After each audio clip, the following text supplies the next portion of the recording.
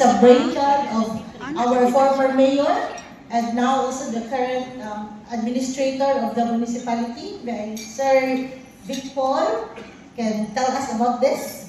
So thank you, ma'am. Good morning to each and everyone, of course, to our alliance from Coconut. Thank you so much as our partner of LGU Anabel. With us also is the current mayor, Mayor Ibing Salaga, and my municipal agriculturist, Mang Lisen.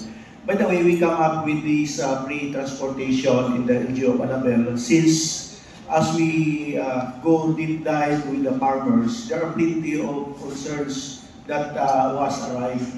One is they are engaged in owning their coconut farm to the traders, which once these farmers are now engaged to owning, so there's no longer give the exact price of their copra. They are now controlled with the traders.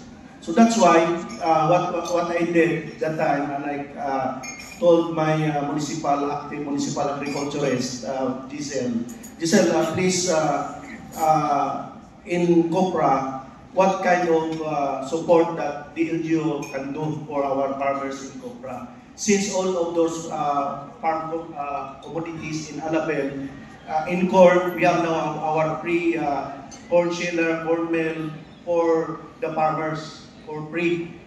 Utilize that facilities. And then with our palay, we have our also free combine harvester, robotor, farm tractor, are also free was given to the farmers. Now in coconut, this is now the pre-hauling of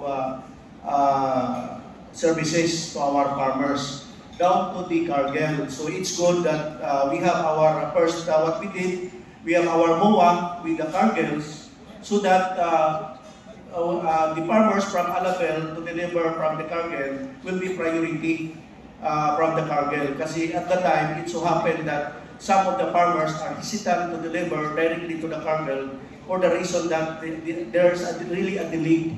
No, so we come up to engage and assess our farmers. So that's why we have now our MOA with the cargel. So